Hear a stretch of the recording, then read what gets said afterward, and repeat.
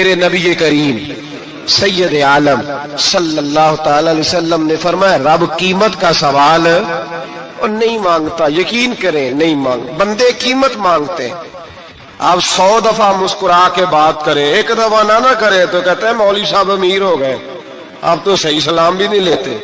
ایک دفعہ ہو سکتا ہے بیچارہ پیٹ میں درد ہو رہی ہو سکتا ہے گھر کی کو بہت بڑی ٹینشن ہو سکتا ہے کوئی مجبوری ہو، بندے ہمہ وقت قیمت مانگتے ہیں، ہمہ وقت آپ تندرست ہیں، ہر وقت آپ قیمت ادا کرتے ہیں تو لوگ راضی ہیں۔ لیکن رب کہتا تو کوئی قیمت نہ دے، کوئی بہانہ ہی بنا لے، تیرا رب تجھ سے راضی ہو جائے گا۔ سنیں بڑی پیاری حدیث، بڑی خوبصورت حدیث، کنز المال میں دیگر کتب احادیث میں ہے۔ حضرت ابو ہریرہ رضی اللہ تعالیٰ عنہ فرماتے ایک بابا جی نبی پاک کی بارگاہ میں آئے، اور جب وہ واپس جانے لگے تو میں نے عمر پوچھی تو عمر تھی 96 سال۔ کہتے ہیں بزرگ جب آئے نا تو یہ بھویں جو ہے نا ان کی سفید ہو کے تو یوں آنکھوں پہ آ گئی، بڑی چھڑی بابا جی نے پکڑی ہوئی اور دونوں ہاتھ پکڑ کے نا چھڑی کے اوپر جھکے ہوئے ہیں ایک جانب، قربان جاؤں۔ کہتے ہیں جب وہ بزرگ مسجد میں داخل ہوئے تو میرے رسول نے کھڑے ہو کے استقبال فرمایا، کھڑے ہو، اور نبی کریم صلی اللہ علیہ وسلم نے آگے بڑھ کے بابا جی کو بازو سے پکڑا اور بٹھایا۔ حضور بیٹھ گئے، کہا بزرگوں کیسے آئے ہو؟ تو کہتے ہیں وہ بابا جی بات کرتے تو آنکھ کھول کے پہلے حضور کا چہرہ دیکھتے، پھر وہ بات کرتے تو ان کے لب و لہجے کے اندر بڑی پریشانی، بڑی تکلیف، بڑی مایوسی۔ عرض کرنے لگے یا رسول اللہ، حضور زندگی ساری گناہوں میں بیت گئی ہے، حضور غلطیاں ہی غلطیاں، یاد ماضی عذاب ہے، یا رب چھین لے مجھ سے حافظہ میرا۔ اے اللہ کے رسول بڑی لمبی فہرست ہے، پاپ ہی پاپ ہے، کالے سیاہ دفتر ہے۔ یا رسول اللہ صلی اللہ علیہ وسلم جب پلٹ کے دیکھتا ہوں حضور مجھے نیکی دکھائی نہیں دیتی۔ حضور اس عمر میں آپ کا ایک صحابی ملا ہے، اس نے بات سمجھائی ہے تو تھوڑا خیال آیا ہے، لیکن یا رسول اللہ صلی اللہ علیہ وسلم اب میرا وجود بیکار ہو گیا ہے، حضور بوڑھا ہو گیا ہوں۔ 3 باتیں کہیں بزرگوں نے اور نرالی کہیں، کہنے لگے یا رسول اللہ صلی اللہ علیہ وسلم، حضور اب تو میری کمر بھی سیدھی نہیں ہوتی کہ میں نماز ہی صحیح ادا کر سکوں، بوڑھا ہو گیا ہوں۔ یا رسول اللہ صلی اللہ علیہ وسلم اب میرے اندر طاقت نہیں کہ میں محنت مزدوری کر کے صدقے اور خیرات دے سکوں۔ یا رسول اللہ صلی اللہ علیہ وسلم اب میں تلوار لے کے جہاد بھی نہیں کر سکتا، حضور نہ میں لمبی نمازیں پڑھ سکتا ہوں، آقا نہ میں صدقات و خیرات دے سکتا ہوں، محبوبہ نہ میں دین کے لیے کوئی جہاد کر سکتا ہوں، بیکار وجود ہے، بیکار وجود کو تو گھر والے برداشت نہیں کرتے، بچے دعا کرتے ہیں یا اللہ ابا جی کو پردہ دے دے، اماں کو پردہ دے دے، بیکار ہو گیا ہوں، اور آج آیا ہوں تو مجھ بیکار کو میرا رب قبول کر لے گا؟ آج کلمہ پڑھوں تو بیکار ہوں، کسی کام کا نہیں، نہ نماز نہ صدقات نہ جہاد، قبول کر لے گا؟ حضرت ابو ہریرہ فرماتے ہیں جیسے برسات میں بارش کی جھڑی لگتی ہے، یوں مصطفیٰ کی آنکھوں سے جھڑی لگ گئی، حضور کھل کے روئے، کھل کے۔ اور میرے حبیب پاک نے فرمایا بزرگوں بڑے مجاہد ہیں، دین کے لیے جہاد کرنے والے بڑے ہیں، رب کریم کو آپ کی تلوار کی اتنی حاجت نہیں، اور فرمایا اس کے خزانے کوئی خالی تو نہیں کہ آپ ہی گویا صدقہ دیں گے تو بھرے جائیں گے، اور فرمایا پھر رب کریم کی شان میں اضافہ نہیں کرتی عبادتیں، وہ تو بندے کو نفع دیتی ہیں۔ میں بزرگوں نہ آپ جہاد کریں نہ آپ صدقات دے، لا نبی نمازیں پڑھے، آپ صدق دل سے آ جائیں، اللہ کے رسول کا وعدہ ہے رب آپ کو بغیر حساب کتاب جنت عطا فرما دے گا۔ آنا تو شرط ہے کہ نہیں؟ آئیں تو صحیح، نہ پہنچے تو صحیح، آ جائیں، اس کو نہیں آجے صدقات و خیرات کی، جہاد کی، تبلیغ، آئے تو صحیح نا۔ ان العبد اذا تعرفا ثم تاب تاب اللہ علیہ، میرے حبیب نے فرمایا بندہ جب رو کے کہتا ہے نا یا اللہ غلطی ہو گئی معاف کر دے، فرمایا میرا مالک اسے فوراً ہی معاف فرما دیتا ہے۔ تو آ تو صحیح، تو آتا ہی نہیں، تو آ ہی نہیں رہا، تو گھر میں بیٹھا ہوا ہے، تو سویا ہوا ہے، تو دکانداری کر رہا ہے، تو پیسے گن رہا ہے، تو آیا ہی نہیں، آ تو صحیح۔ بلکہ میرے نبی پاک فرماتے ہیں جب اللہ پاک کا بھاگا ہوا غلام آتا ہے پھر تو اللہ زیادہ راضی ہوتا ہے، پھر تو اللہ زیادہ راضی ہوتا ہے، زیادہ راضی ہوتا ہے۔ تو آ تو صحیح، پہنچ تو صحیح۔ بلکہ صوفیات تو اور بات کرتے ہیں، وہ کہتے تو کبھی بھول کے بھی رب رب کرے تو اللہ تو اسے بھی قبول کر لیتا ہے، بھول کے۔ ملا رومی کہتے ہیں بنی اسرائیل کا بندہ ہے، صنم پتھر کو کہتے ہیں، بت کو کہتے ہیں، بت کے سامنے کھڑا ہے اور ساری رات کہتا ہے یا صنم یا صنم یا صنم، اے پتھر اے بت، ساری رات پکارتا رہا۔ رات گہری ہو گئی، نیند کا غلبہ، تھک گیا، سونے کے قریب آیا تو غلطی سے منہ سے نکل گیا یا صمد، یا صنم کی جگہ نکل گیا۔ رب کریم نے فرمایا جبریل دوڑ کے جا، جو مانگتا ہے اسے دے دے۔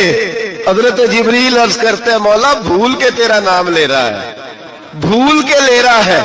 تو رب کریم نے فرمایا چل نام تو میرا ہی لے رہا ہے نا، میرا لے رہا ہے نا یا اللہ۔ وہ اللہ کریم نے فرمایا جھوٹے کے سامنے ساری رات کا کھڑا ہے، ساری رات کا پکار رہا ہے، اسے کچھ نہیں ملا، تو سچے کا نام لیا ہے۔ اگر میں بھی کچھ نہ دوں اور بت میں اور مجھ میں فرق کیا رہ جائے گا؟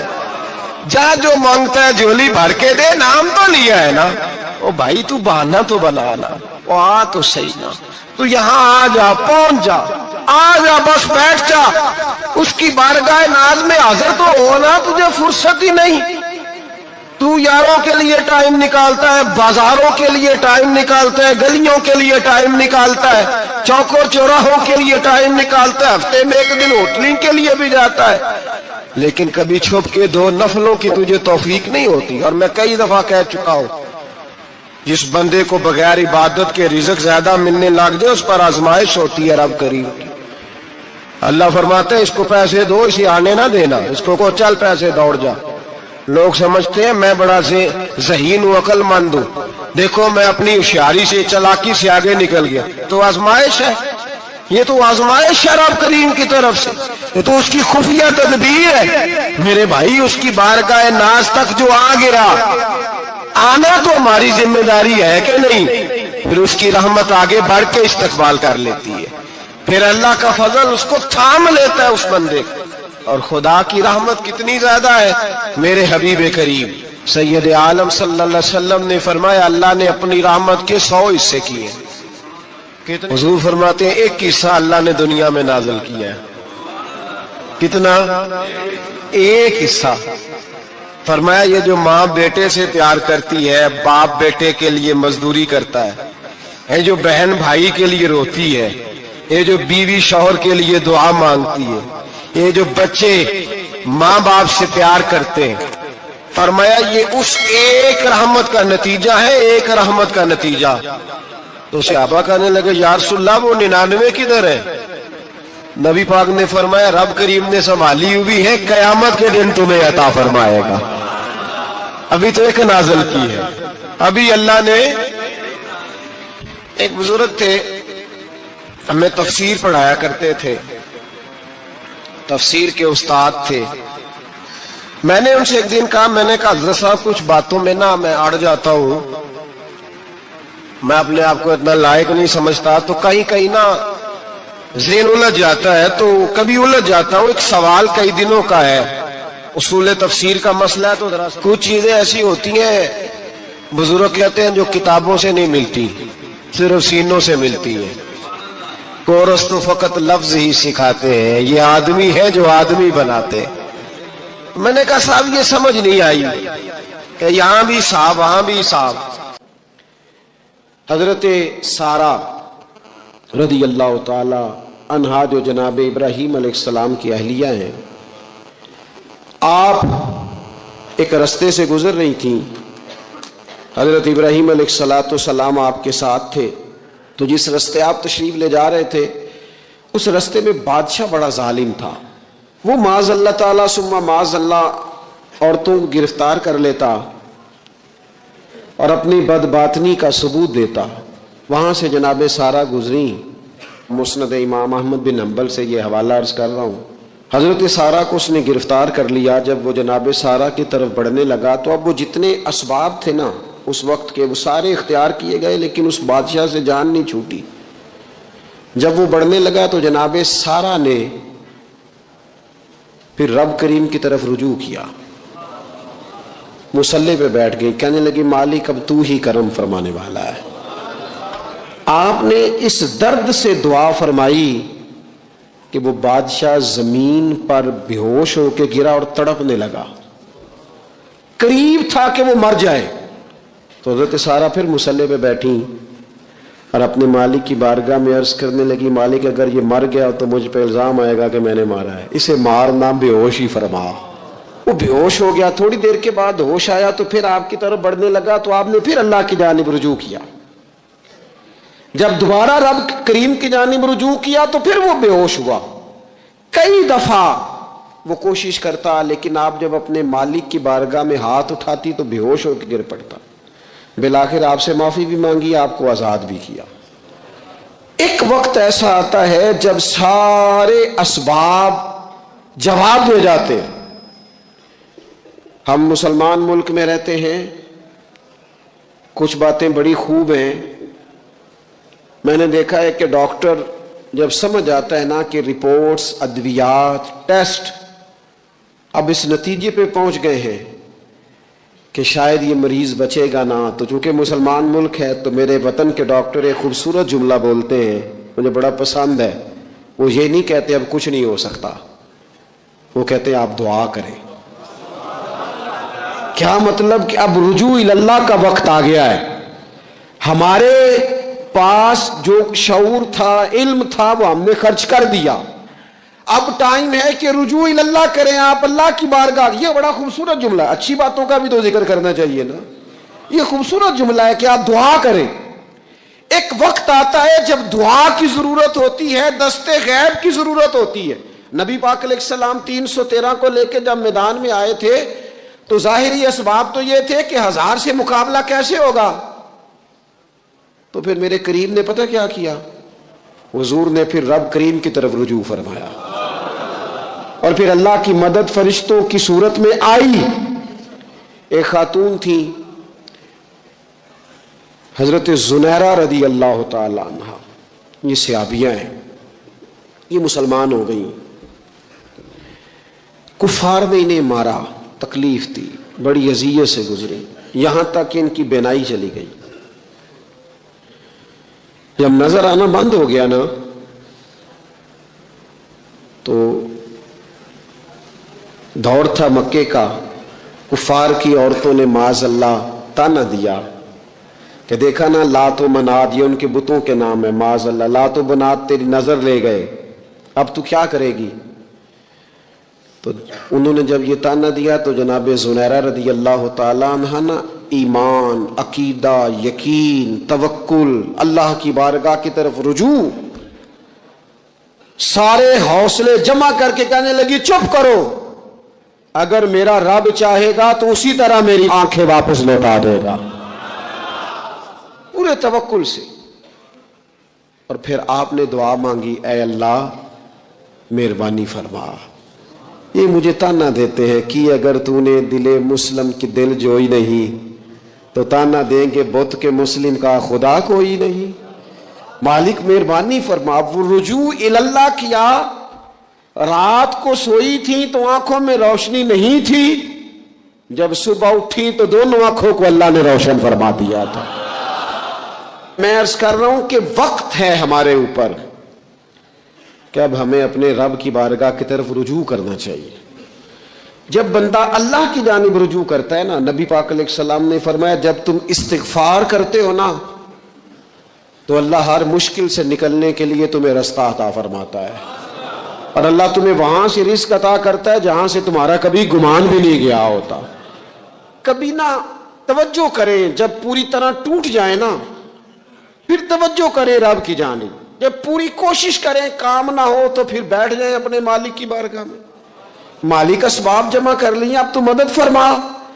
نبی پاک صلی اللہ تعالی علیہ وسلم نے فرمایا جو آدمی محنت کرے، کوشش کرے اور شام کو تھک کے سو جائے، اللہ اس کے پچھلے گناہوں کو معاف فرما دے.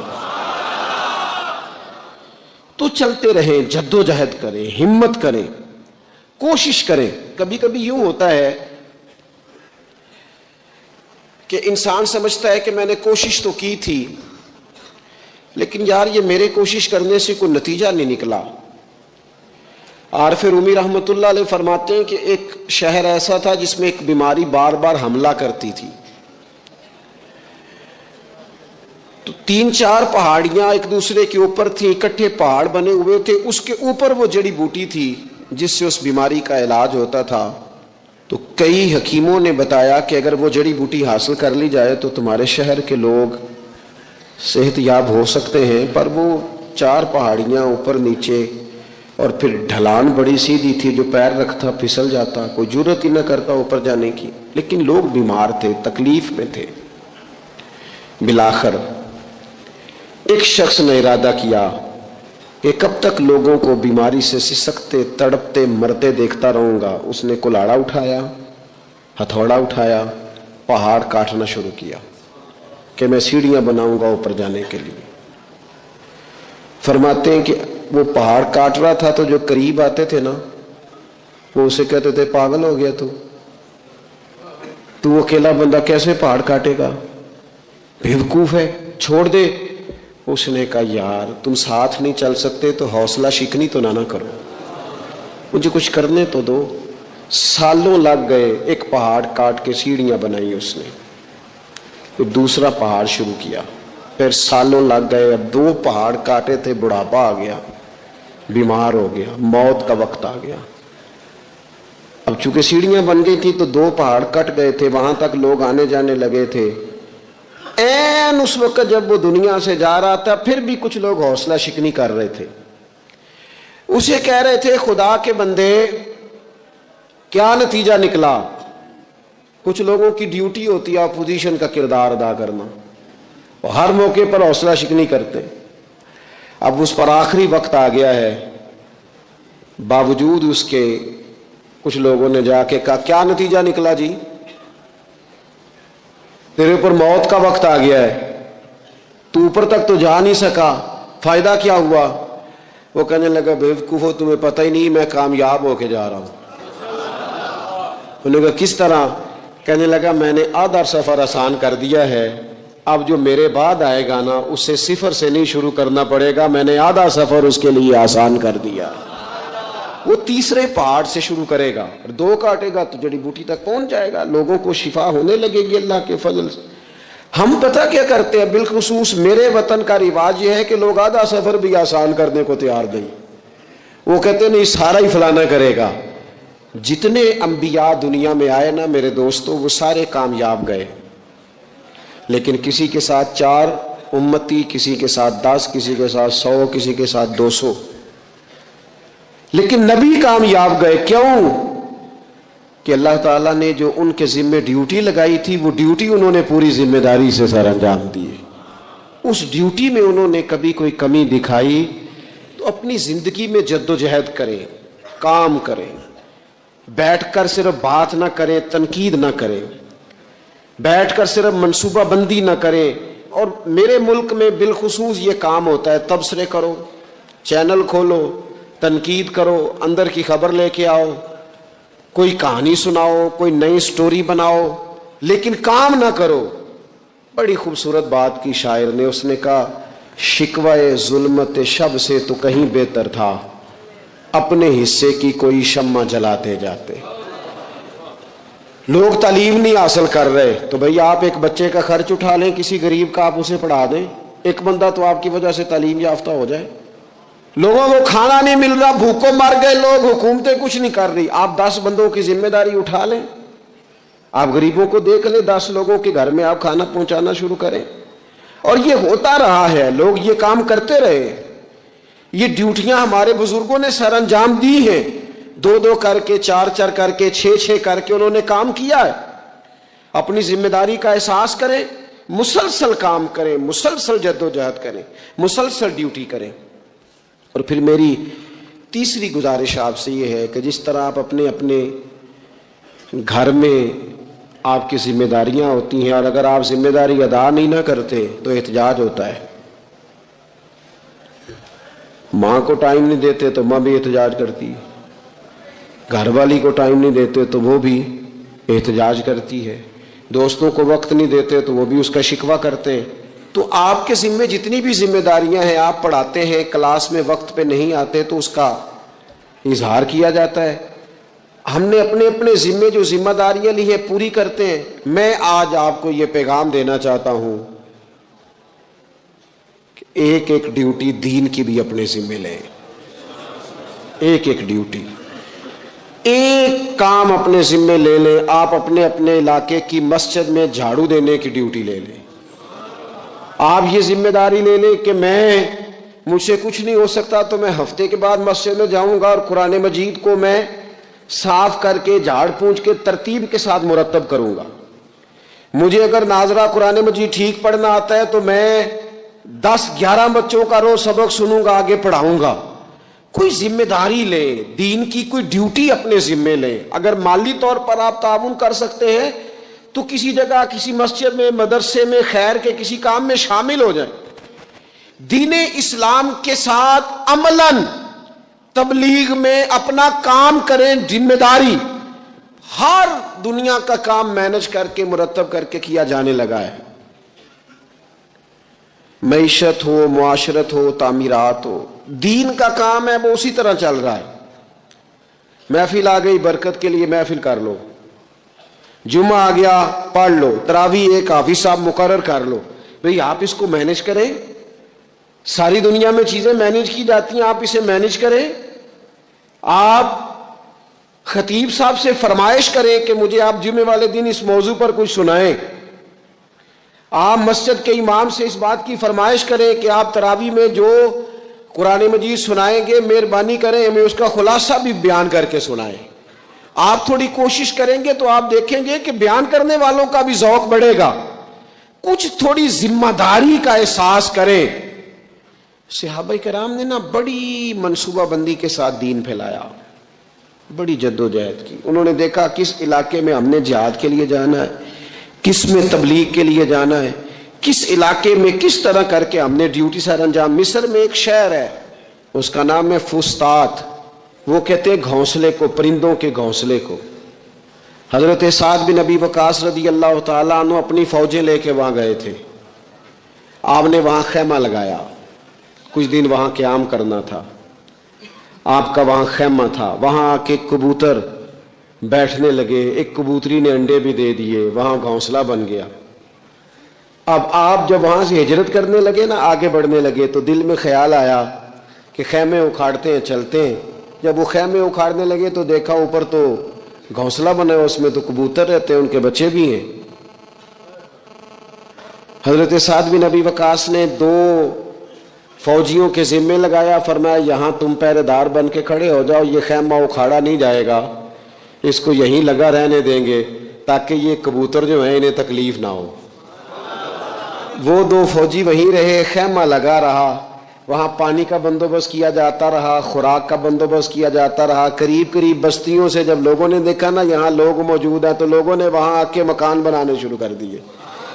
وہ ایک پرندے کے گھونسلے کی حفاظت کے لیے کچھ دیر 2 سپاہی رکے تھے، اللہ نے وہاں پورا شہر آباد فرما دیا ہے۔ تو آپ ایک گھونسلے کی حفاظت شروع کریں، انشاءاللہ شہر آباد ہو جائیں گے۔ لیکن ہم گھونسلوں کی حفاظت کرنے کو بھی تیار ہے۔ اب چوتھی بات آپ کی خدمت میں عرض کرنی ہے، ایک ضروری کام بڑی بڑی توجہ کے ساتھ آپ نے سمجھنا ہے، تھوڑا سا اس کے پس منظر کو سمجھ لیں۔ جو آیہ کریمہ میں نے تلاوت کی ہے اس کا حصہ بھی اسی میں آئے گا۔ دنیا کا نظام 2 طریقوں سے چلتا ہے، ایک ہے نظام اسباب اور ایک ہے نظام غیب۔ ایک نظام اسباب سے چلتا ہے کہ آگ جلاتی ہے، پانی ٹھنڈا کرتا ہے، انسان ماں باپ کے ملاپ سے پیدا ہوتا ہے. دنیا نظام اسباب سے چلتی ہے اور اسی ترتیب سے نظام آگے چل رہا ہے. اور ایک ہے نظام غیب، جب اللہ اپنی رحمت کا فیصلہ فرمائے. تو ایک نظام وہ بھی ہے. وہ کیسے ہے؟ آگ جلاتی ہے، لیکن جب رب چاہے نا تو حضرت ابراہیم کے لیے ٹھنڈی ہو جاتی ہے. یہ کیا ہے؟ یہ نظام غیب ہے. نظام اسباب یہ ہے کہ ماں باپ کے ملاپ سے اولاد پیدا ہوتی ہے، اور اگر رب چاہے نا تو حضرت عیسیٰ علیہ السلام کو بغیر باپ کے بھی پیدا فرما دیتا ہے. ہم جو مسلمان ہیں نا، ہماری ساری کی ساری توجہ نظام اسباب پہ ہو گئی ہے. اسباب پورے جمع کرو،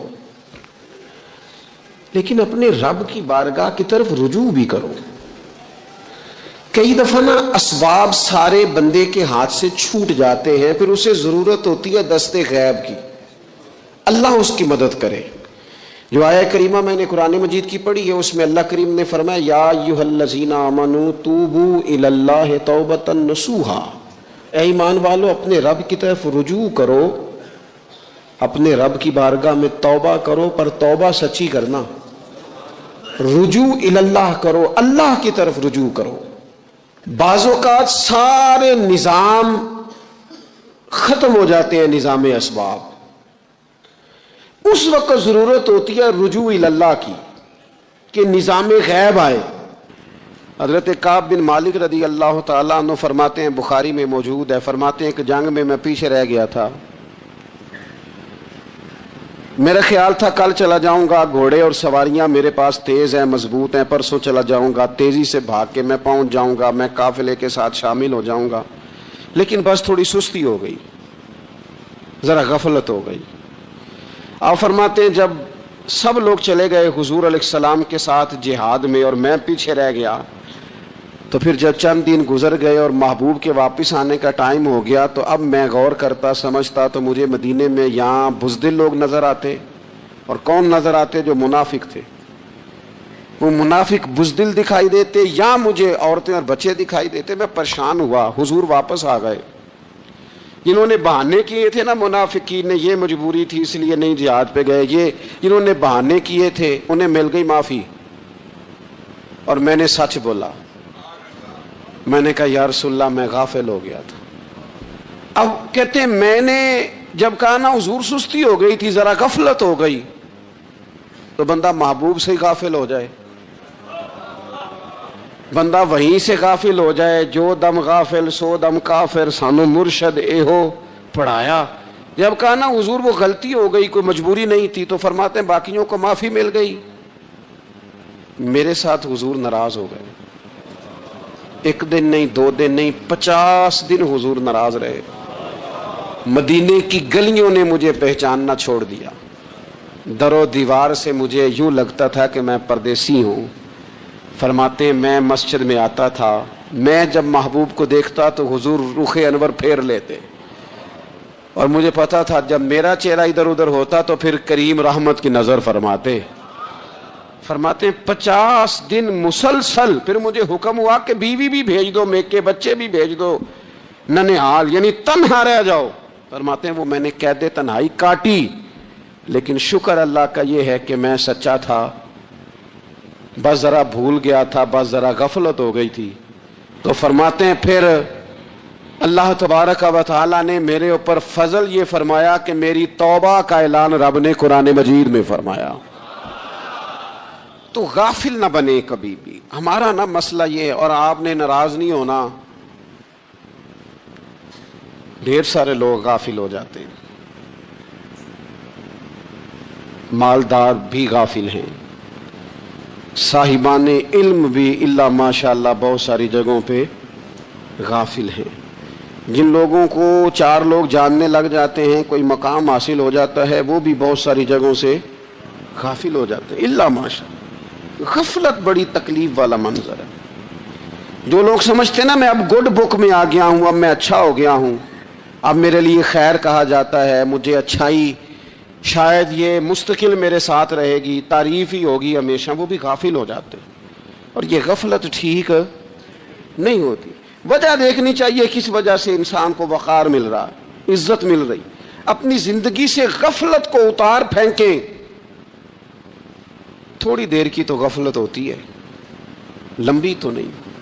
2 मिनट के लिए सिर्फ इसने ड्राइविंग करते हुए चेहरा मोबाइल की तरफ किया था, 2 ही तो मिनट लगे थे। लम्हों ने खता की थी, सदियों ने सजा पाई। लम्हों ने खता की थी, सदियों ने सजा पाई। एक लम्हे के लिए गाफिल हुए थे और सदियां, नस्लें रोती रह गईं पीछे, बच्चे तड़पते रह गए, अहले खाना परेशान रह गए, माँ बाप सारी जिंदगी रोते रहे।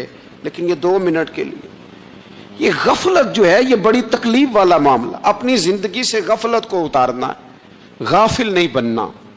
हर वक्त तवज्जो और सारी बातों पे तवज्जो। बाज़ औक़ात लोग एक तरफ तवज्जो करके एक तरफ से गाफिल हो जाते हैं ना। तवज्जो हमा पहलू रखनी है। हमारे ज़िम्मे जितने भी हुकूक हैं उन सब पर तवज्जो, हर चीज़ का ख्याल।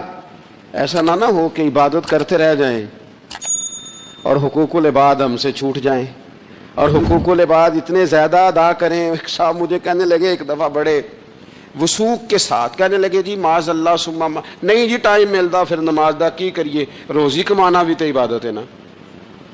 तो मैंने कहा आपने इबादत करना एक हिस्सा कबूल किया है, आपने कुल इबादत नहीं कबूल की। इबादत कुल है, हमा पहलू। एक हिस्सा आप कबूल करके निकल गए और बाकी आपने छोड़ दी।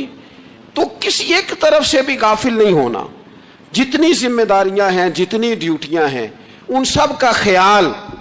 और जो बड़ा आदमी होता है, बड़ा घर में बड़ा हो, कबीले में बड़ा हो, इलाके में बड़ा हो, इदारे में बड़ा हो, क्लास में बड़ा हो, जो बड़ा है उसकी तो सारी आंखें खुली हुई होनी चाहिए। एक एक पर उसकी नजर होनी चाहिए कि मेरी कहाँ जरूरत है, कहाँ मुझे अश्कशोई करनी है, किसके साथ मैंने किस तरह मोहब्बत का रवैया रखना है। गाफिल ना बने। अच्छा जी अब कैसे पता चलेगा कि हम गाफिल हैं? ये कैसे पता चलेगा? आप किसी बंदे से भी पूछ लें हालात क्या हैं तो कहता है अल्लाह का शुक्र है कभी किसी का दिल नहीं दुखाया, अल्लाह का शुक्र है जी ज़माना हो गया 5 नमाजें पढ़ता हूँ, अल्लाह का शुक्र है जी। कैसे पता चलेगा गाफिल है? पहली अलामत हमारे उलमा और सूफिया ने गाफिल बंदे की लिखी है। इस आईने में मैंने और आपने अपना आप देखना है। गाफिल बंदे की पहली अलामत ये होती है कि वो दुनियावी कामों में चुस्त होता है और अल्लाह और उसके रसूल की फर्मा बरदारी में सुस्त होता है। यानी नमाज के वक्त तो उसे नींद सताती है, परेशानी होती है, लेकिन अगर किसी जगह माल मिल रहा हो, पैसे मिल रहे हो, वहां जाना हो तो फिर उसे कोई चीज भी तंग नहीं कर। दुनियावी कामों में चुस्त होगा, यानी टीवी के आगे, मोबाइल के आगे वो घंटों बैठा हुआ है। और अगर उसे 25 मिनट कुरान पाक सुनना पड़ जाए, अगर उसे 20 मिनट दीनी महफिल में बैठना पड़ जाए, अगर उसे कहा जाए कि तू 20 रकत नमाज नफल अदा कर, दुनियावी कामों में चुस्त है, दीनी कामों में, ये गफलत की पहली अलामत। फिर जाती मामलात पे पैसा खर्च करना हो तो ढेर सारा है, किसी गरीब की मदद करनी हो तो। वो हमारे एक दोस्त हैं, वो अक्सर कहा करते हैं, वो कहते हैं आजकल किसी से कहना फलाई काम में, दीनी काम में, किसी की मदद में कुछ 4 पैसे खर्च करने हैं तो लोग कहते हैं हाथ तंग है। हाँ, कुछ सस्ता प्लाट मिलता हो ना, और अगर ये समझ आ जाए कि वो मजबूर है बेचारा बेचने वाला, तो फिर कहते हैं मैं 2-3 दोस्तों को फाड़ ले सन। जाती कामों में जब बंदा चुस्त हो और दीनी कामों में सुस्त हो तो मतलब ये है कि बंदा गाफिल है। पहली अलामत गफलत की।